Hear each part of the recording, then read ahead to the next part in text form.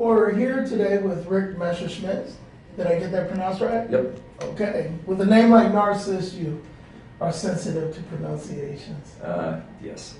So give us some background on you. Tell us about yourself, where you're from, and how you ended up getting to West Des Moines. Actually, I born and raised here. Okay. I graduated from Valley Graduate back in 1970. Left after that for 10 years, went to the University of South Dakota, graduated from University of South Dakota, degree in business administration in 1974. During that process, I met my wife, Anita. We lived in Cedar Rapids, Marion for approximately about 5 years while I was working as a bank examiner for the Division of Banking, and had 2 boys. And then we moved back to West Des Moines in 1980, where I joined a bank and was with that bank until I retired in 2014.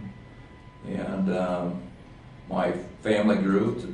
My boys who still live in the West Des Moines area, one specifically in West Des Moines, another one just outside of West Des Moines, and both live and work in the Des Moines area. They're married, so my blessing from them is 6 grandkids, ranging in age from about 15 down to about 6 now.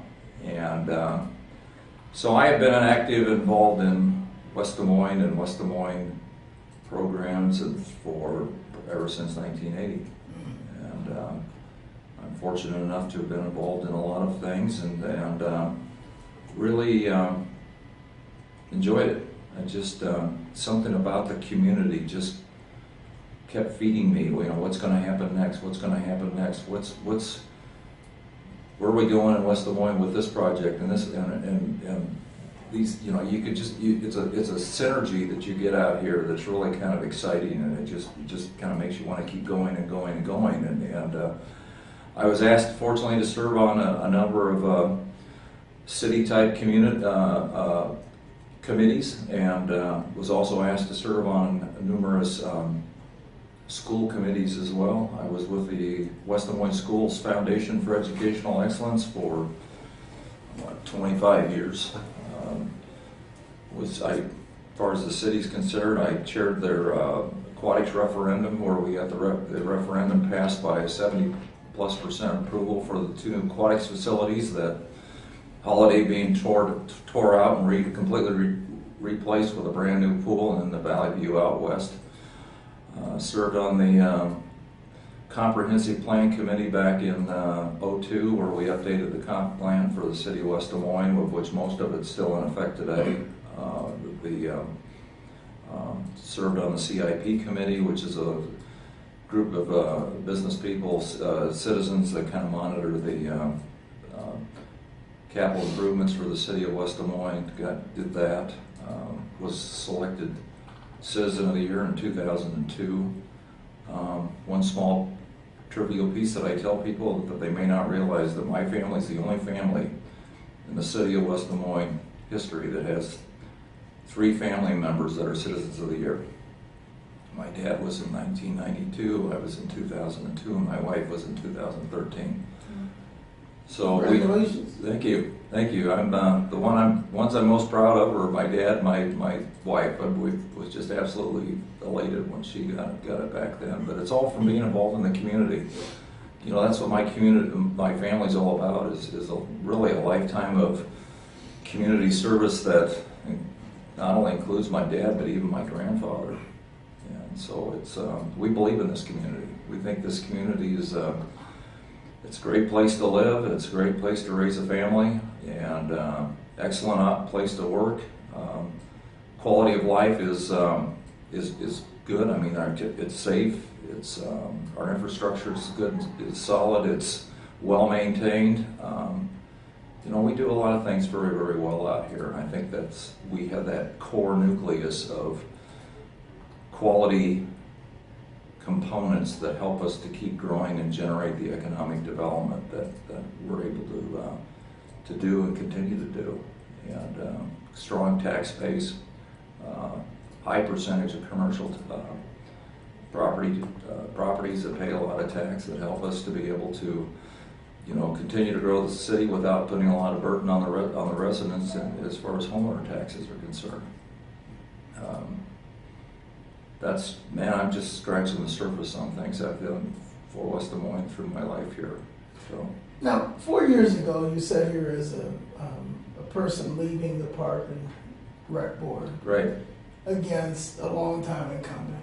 Yes. In the 4 years since then, what are the things you're most proud of as a member of the City Council, particularly those things that were in line with either promises you made or things that you felt weren't being addressed prior to your getting there? Well, I think one thing that's, the economic, the financial stability of the city continues to be strong. I've been part of that. We approved during my 4-year term the only property millage tax reduction that anybody's done within the Des Moines metro area for a long, long time. I think that showed a lot. I've managed, worked on all types of, development-related projects just to, you go out and you talk to people and you ask questions about how they're doing in West Des Moines, what the issues are, and how can we be more positive in the way that we do business and help businesses do business in West Des Moines. And I've done a lot of that. I've gotten really involved, quite frankly. I'm a strong believer in collaboration with our public schools. Work closely in mostly the West Des Moines School District, but I don't exclude the Waukee School District as well. There's things that I believe in as a Valley graduate that I want to see the school district do. I want to be able to work with them.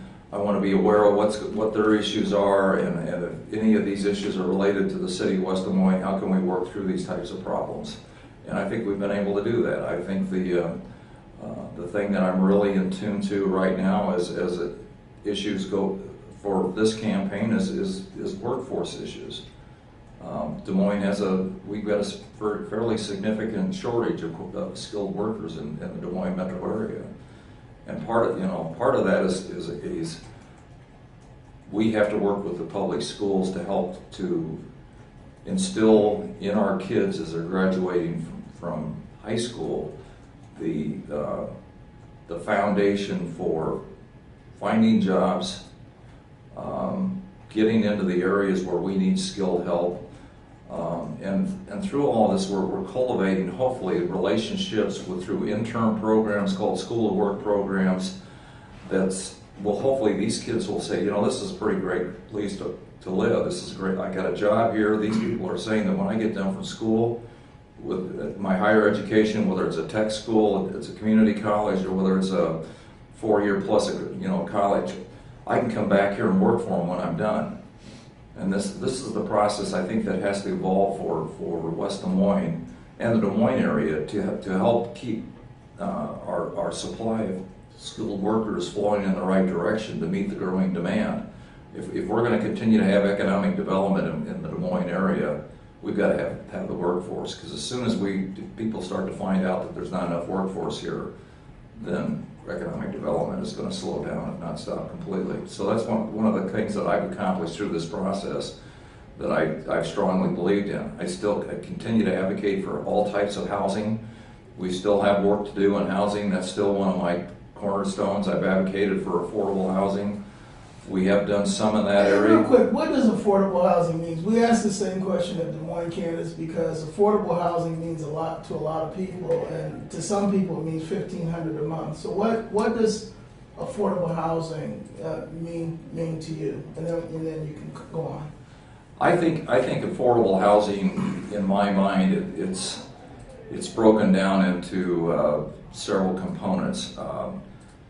Sometimes I interchange the term workforce housing with affordable housing, and when I say that for a reason is that workforce housing is saying that we've got to concentrate on housing that workers can afford to live in, that helps get them closer to their place of employment.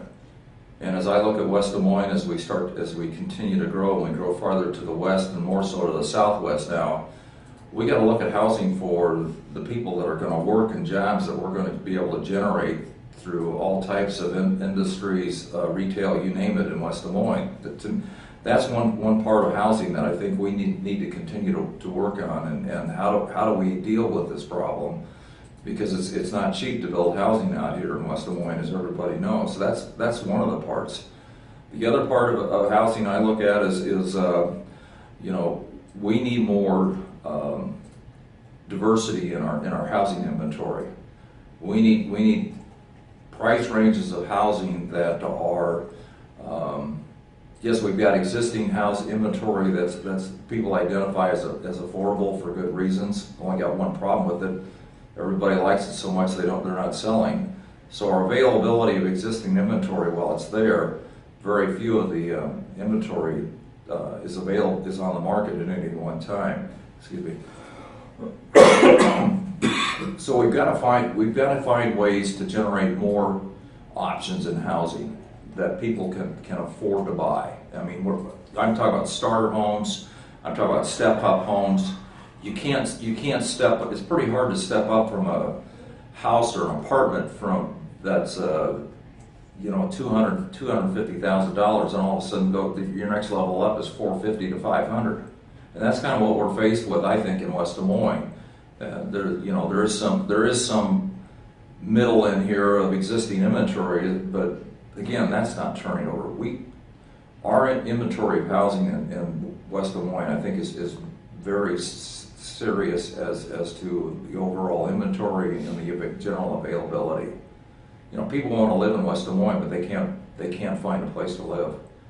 People that are getting to my age, they're looking at downsizing, and what's the problem? They can't find a place to live. I got a good friend that lived in West Des Moines all of his life. Where's he living at now? Urbandale. Couldn't find a place to downsize to. You know, these are some of the challenges I see as far as housing, and fits, in my mind, fits within that term of affordable housing, because it's all based on what you can afford. But that I don't want to exclude. We also have to look at, you know, affordable housing in options that relate to, you know, percentage of income. You know, there are people out there that are you know, well qualified professionals that they're not making the salaries, the six-figure salaries and so on. They're making, and so that they qualify for some types of housing options. And I'm not talking about subsidized or voucher housing. I'm talking about where they qualify at a 50 or a 70% of median income. And so we need that type of housing in order for these people to be able to live their lives and continue to work in hopefully in West Des Moines. So that's kind of the areas that I focus on when I talk about affordable housing. And you know, as I said before, we have a pretty substantial amount of affordable housing in West Des Moines. In other words, the entry level, but it's already occupied, it's owned, it's not turning over. We've got to be able to watch it, manage it, make sure that it's being maintained. We are very active, very proactive in getting grant funding through our various resources for that. And so we do have programs that are pretty much on an ongoing basis to help property owners maintain their houses so they're not becoming, dilapidated. They can deal with the code issues when they come along and things that can turn an inventory of housing into substandard housing. So that's my answer to your comments, Jonathan. When we look at the different communities in the metro area, there's a community like Windsor Heights that is faced with being landlocked, and it's a bedroom community. Sure. And then there's a community like Altoona, which is starting to grow, but it's still kind of tied to Des Moines at the hip. They're not going to have a zoo. You're saying it's still a bedroom community in its own. And even to a degree, Ankeny and Urbandale are unique. They're growing cities, but West Des Moines is now one of the 10 largest cities in Des Moines. It spans multiple counties, and it is arguably in a position to start challenging Des Moines in the way a Cedar Rapids might, or Waterloo might, you have a new place for entertainment. Do you ever see a day when West Des Moines might say, just as we've seen car dealers move, you know, we should be the place where the Iowa Cubs play. We should have a science center. We should have an art center. We should be the place where, you know, the certain things that happen in Des Moines now culturally or socially, they should happen in West Des Moines. I mean, the big mall is now in West Des Moines. So at what point do you see West Des Moines acquiescing to Des Moines on some of these fronts? Or at what point do you see West Des Moines saying, you know, it's reasonable for us to have some of these amenities in our community and not necessarily get on the freeway and go downtown? Is that a fair question? It's a good question. I think it's. I'm going to tell you that if you're going to suggest that West Des Moines needs to have its own civic center, I don't think. No, I'm not suggesting. I'm asking. Do you see a point? I mean, Waterloo has the Father Sullivan Brothers Center, and Cedar Rapids has, you know, its own. I can't. The name escapes me right now, but it has its own convention center. Sure. There are things that cities that are the same size of West Des Moines have that West Des Moines doesn't have yet. And West Des Moines is now a city. I mean, Ames has C.Y. Stevens Auditorium, and Ames is not as big as West Des Moines. I think where the opportunity presents itself, we would look at it. But I would say that in such a way that if you're talking about a fine arts facility or a cultural related center, I think that my perception is that it would be focused. It would either complement what Des Moines currently has, should not compete with what Des Moines currently has, and it should be. I would like to think that when it comes to the cultural opportunities, I think we need to predominantly be focused on providing amenities that help our residents to be able to appreciate the culture that they've developed through their lives and they want to continue to participate in. I think that that's a strong nucleus for a growing community. If people can move to West Des Moines and know that there are, if I like to participate in plays, or if I like to sing in a community choir, or if I like to participate in a community band, which we do have, then I'm going to look at living in a place like that where I know that I can get involved in and can continue to use those talents that I developed or as I grew up. That's something that I feel like we need to do more of in West Des Moines, and that's getting to the point of servicing our community that's growing. These opportunities need to be available to our residents, and they are the type of opportunities that, quite frankly, I think in my mind, need to stand on their own and not suggest that we need to be dependent upon Des Moines. And there's nothing wrong with the Des Moines Community Playhouse. They have their own niche, but we need to be able to have opportunities for our residents to do things that are truly, I think, part of the West Des Moines community. So from that standpoint, as far as athletics and everything, I think we just kind of look and see how things evolve down the road. I think there are opportunities that West Des Moines will look at when it comes to sporting venues, but I would think, quite frankly, that the opportunities that are looking down the road, they're not that. Again, I think they'll complement what's down Des Moines. Do I ever see us putting a facility out here that would suggest that we're going to move the Iowa Cubs out to West Des Moines? I don't think so. I think that's a niche in itself that belongs where it is.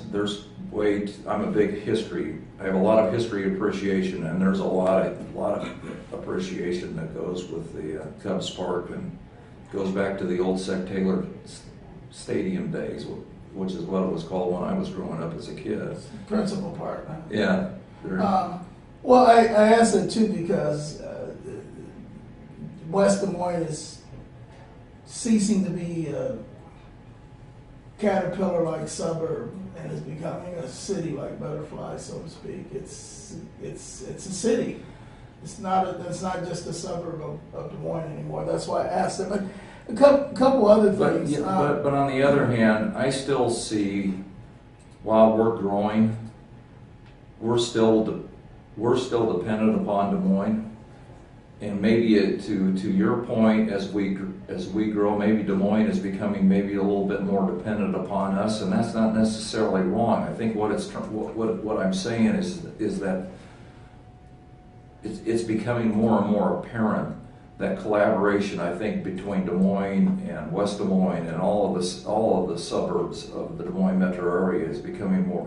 It's more important than it's ever been, and the more that we can make things work through working together, I think the better off the whole Des Moines metro area is going to be, and I think that's what this is really all about.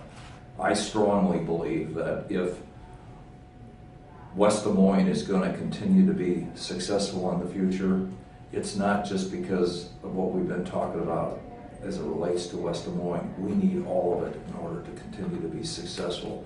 We need the quality of life options that Des Moines currently has downtown. We need the Iowa Event Center. We need the Civic Center. We need Principal Park.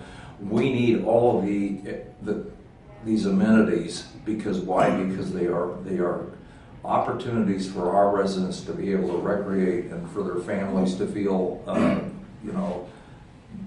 we're meeting the needs of the families and they don't have to go to Chicago in order to Well, then let me ask you this question. And then if that's the case, do the suburbs have a responsibility to kick in a little more to support Des Moines' ability to provide those amenities? I think that where appropriate, that they should.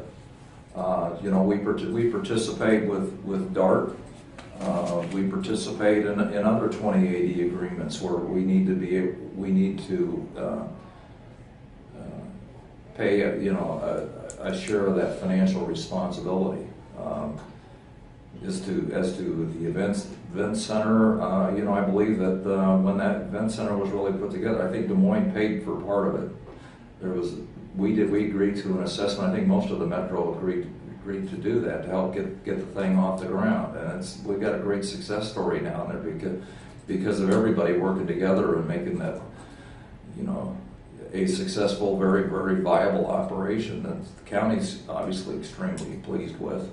How many event centers do you know throughout the United States where they're almost paying dividends at the end because they're that profitable. So, I think the suburban areas are willing to participate and help out where it makes sense to everybody to do that, and it's necessary for everybody to participate. It's called we have a responsibility to our residents, and to expect that Des Moines is going to provide a service for our residents, and they're going to do that free of charge. I think that's kind of dreaming, and that's not fair to Des Moines.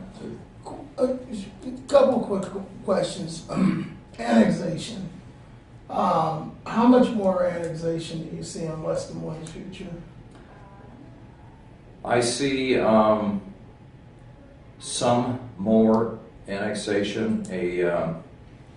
There are areas to the west that are still not fully laid out.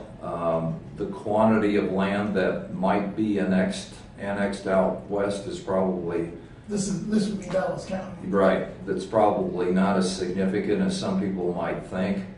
I think we're pretty well defined with certain boundaries. One, as an example, is like Boonville Road as it goes up to the interstate. I don't see us going farther west than that. Waukee is a very strong competitor as it relates to annexation out west. I was chatting with someone, and I guess part of my education I learned is that Adela had been very aggressive in annexation, and where you think that, well, shoot, why is Waukee so aggressive to the south in annexation? It's because Adel was so aggressive going east with their annexation that's really restricted Waukee's ability to grow to the west, and they certainly can't grow to the north because you got Clive and Urbandale up there. So, you know, Waukees doing everything they can to look out for their future. So where are we going? You know, we've annexed land to the southwest. Everyone knows that we have another Microsoft data center that's going to be going in the southwest quadrant of West Des Moines. We'll go to a certain, we'll annex so much land, I think, that will be slightly south of where the new Microsoft Center will be, and we'll annex some more to the west. But I think we can start to see the vision that you know, we're not. Are we going to Winterset as an example and as an extreme? No, that's not. What about Windsor Heights? What about it? We've interviewed some Windsor Heights candidates, and one of them brought up the issue of annexation, the fear of Windsor Heights being annexed by an Urbandale or a Clive or even a West Des Moines. Is that even a possibility? Well, let me just put it this way: it's never been discussed.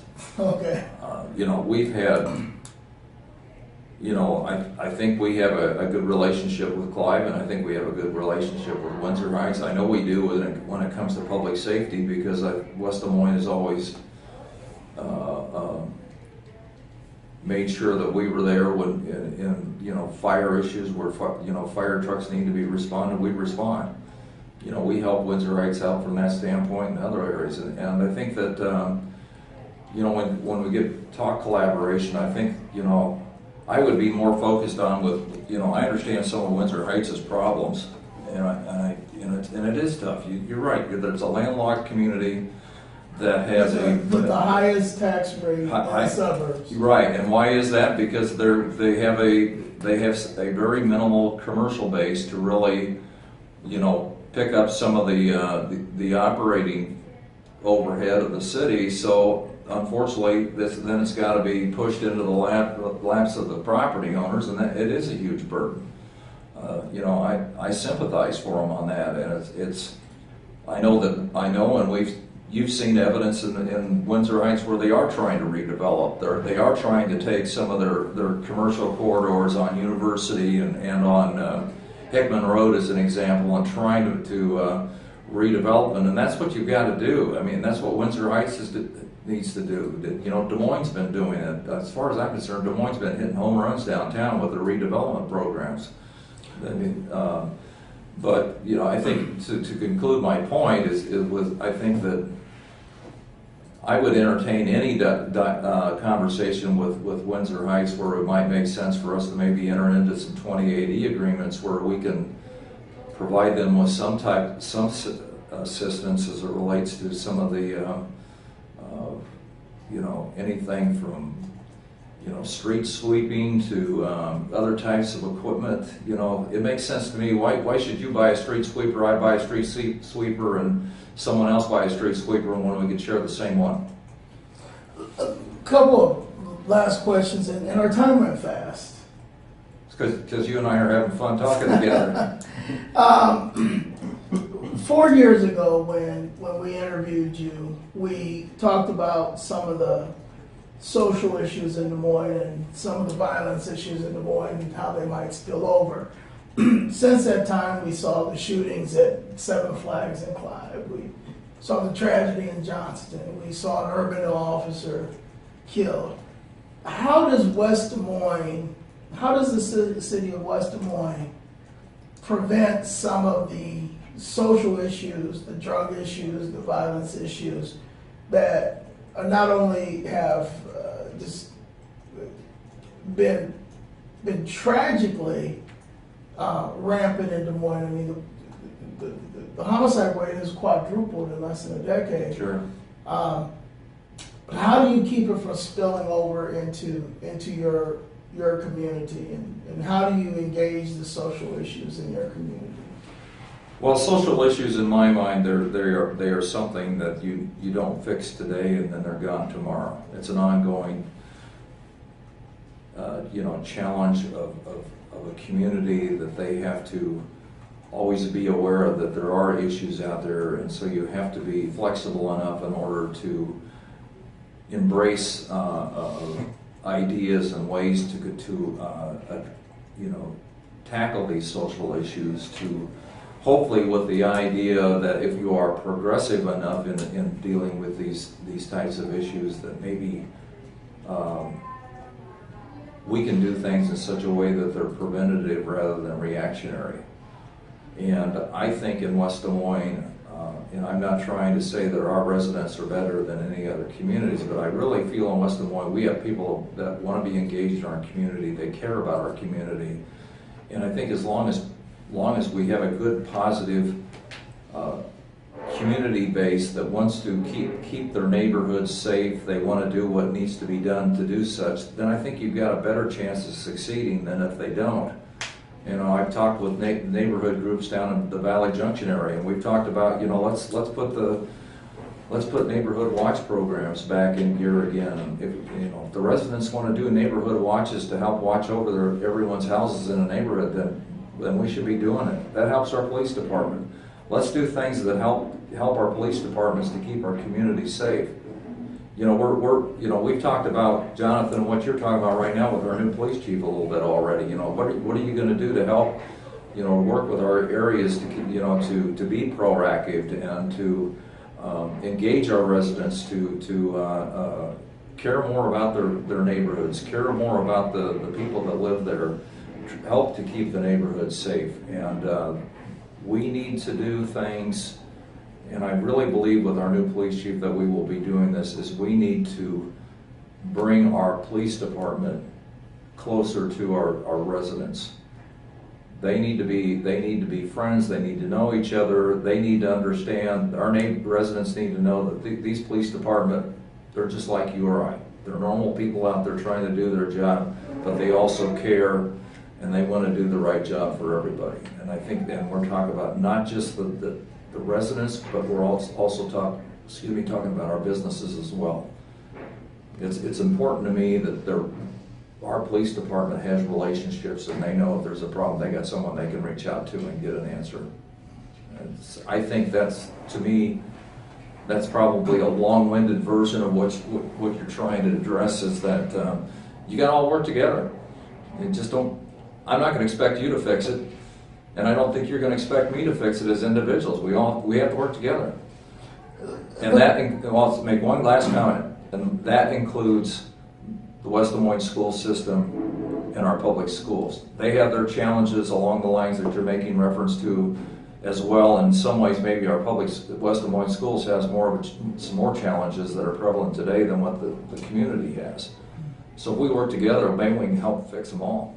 Just a couple more questions, and other than, well, actually there's 3 more questions. The last question is going to be to give your contact information out.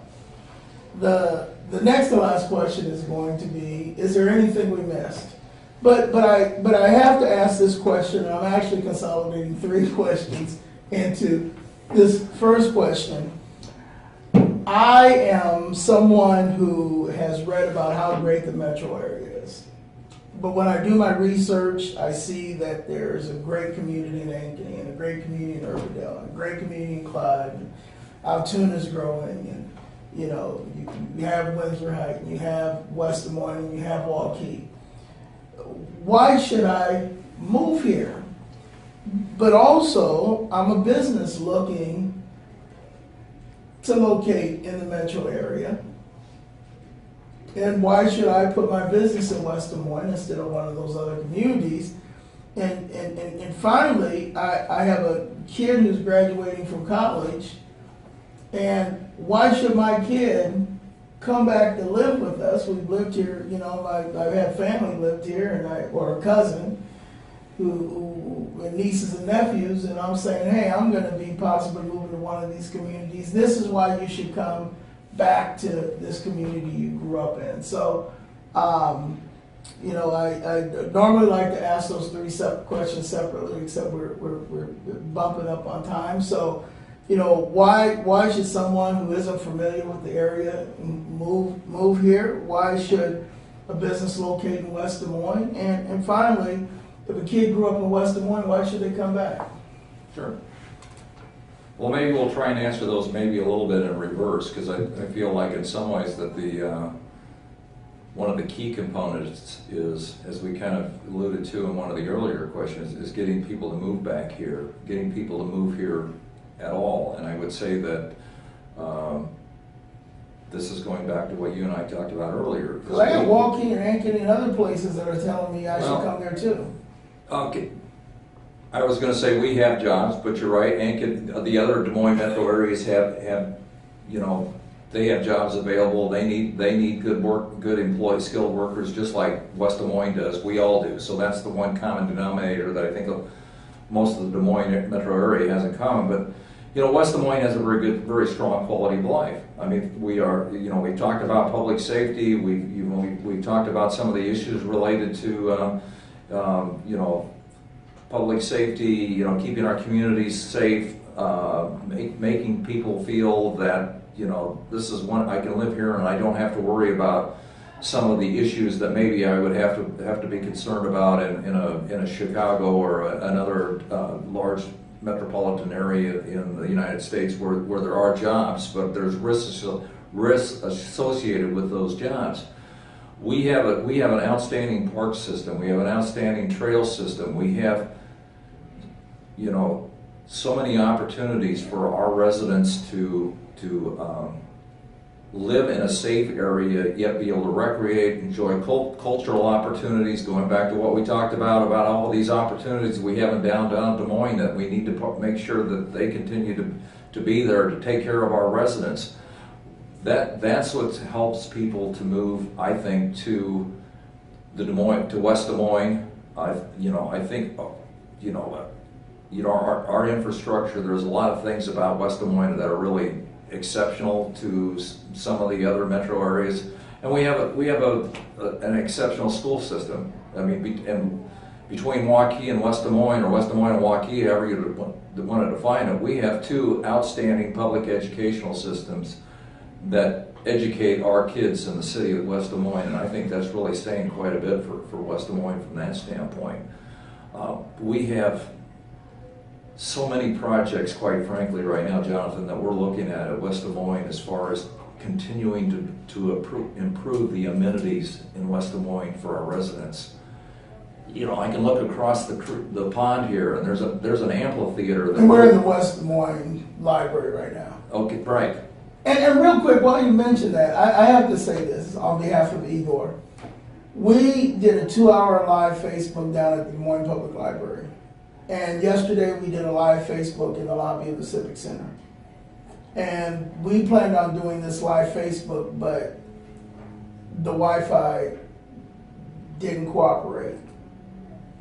So I want you, if you're reelected, to work on the Wi-Fi. Yes, but go on. You were saying we're looking across the pond. Yeah, I mean, if you look across the pond more towards the slightly to the west, I believe, of Valley Southwoods, our 9th grade school, that, you know, we are underway with the feasibility study about putting an amphitheater in. Now, is the city going to pay for that, or the schools? This is a city project, okay. Not schools. Okay. Totally schools. We have a. You mean totally city? Or totally, yeah. Thank you. Wow. Totally city. We have a $2.5 million grant from Microsoft to help us to do this. And so that goes to the heart of what I was talking about, is possibly some of this stuff moving west. You know, because you've got people with kids in Waukee School, people with kids in West Des Moines School. You've got Dallas County and Polk County residents. You got some Madison County stuff going sure. on. I think you're even in Warren County a little bit. Oh yeah, we're in Warren. So and at what point is there a serious conversation about moving the cultural and social center? Because this is developing as a whole unique thing. Plus, there are things like, you know, grandma getting killed at 13th and University in downtown Des Moines, you know, that make people think twice about driving down there. Mm-hmm. But that's a conversation for another day. We were talking about the amphitheater. You and I can have probably several conversations for another day. Yeah. So the amphitheater. Amphitheater is one. I mean, we're looking at a pedestrian crossing over the Raccoon River that we're actively working on. That is going to happen, and I think that's going to happen within the next couple of years. We're looking at substantial extensions of bike trails. We're looking at other opportunities in the foreseeable future that I really feel that we can make happen. We're leveraging our public dollars with private to help make it happen. Ankeny's done an exceptional job of doing that. I don't see any reason why we can't do something like that in West Des Moines. Is there anything we missed in this interview? You tell me, you're the one doing the No, interview. I mean, is there, I mean, sometimes you interview people and I never want anybody to say that we didn't get to the stuff that they thought was important. So is there anything we missed that you can think of? Well, I think, quite frankly, Jonathan, and I compliment you, is through your interview process. When I look at my main pieces that I focus on as far as my issues, we've hit them all, which is good. That's my compliment to you. Great job on that. Well, then tell people how to get a hold of you if they want more information. I will conclude with one quick thing, Okay. and I think that's the one thing that why West Des Moines. Here's just a couple of things that we every once in a while we kind of had a tendency to want to toot our horn a little bit on it, but 2017, 10th among medium-sized communities for arts and culture per the National Center of Arts Research. Money Magazine's 4th best place to live in American cities with a population of 50,000 to 300,000. Here we go. Des Moines, West Des Moines metropolitan area ranked number 4 in the nation for best metros for millennial homebuyers by the National Association of Realtors. And finally, number 3 among top cities by bank rate is the best to retire. These are the types of things that are where we are getting, and this is not just West Des Moines, but it's Des Moines. We're getting national recognition that this is probably a pretty good place to live. And, sometimes sadly, and you're just as guilty as I am, I think a little bit, that we focus on maybe some of the negative, but on the other hand, we have No, not at all. We got a whole newspaper dedicated to good news. we got a lot of positive stuff. Yeah, and, we have a whole paper dedicated to good news. But we ask people who want to be in charge of $500,000 or $1 billion or the lives of 50,000 residents tough questions. Yep.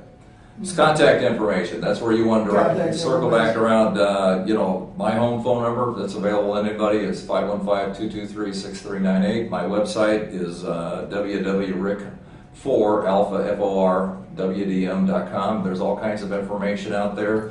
I invite you to go out there and take a look at it. If you want to see some of the things that I've been involved in through my life, it's all out there on my website. Facebook page is Messerschit for City Council, I believe, those are my primary ways that I communicate. I'm still email is there's my city email address, and then there's Messerschit RIC@q.com. That's another way to get a hold of me. I'm a big email guy. Probably maybe not quite into the Facebook as some of the millennial generation is, but I've always tried, if somebody calls me or somebody has an issue that I need to work with them on, I always do it. Try to help out residents. I'm here to serve them. And I have to admit that I really enjoy doing that. I like being engaged in this community. It's fun. Okay. Thank you so much. Thanks. Thank you. Appreciate it.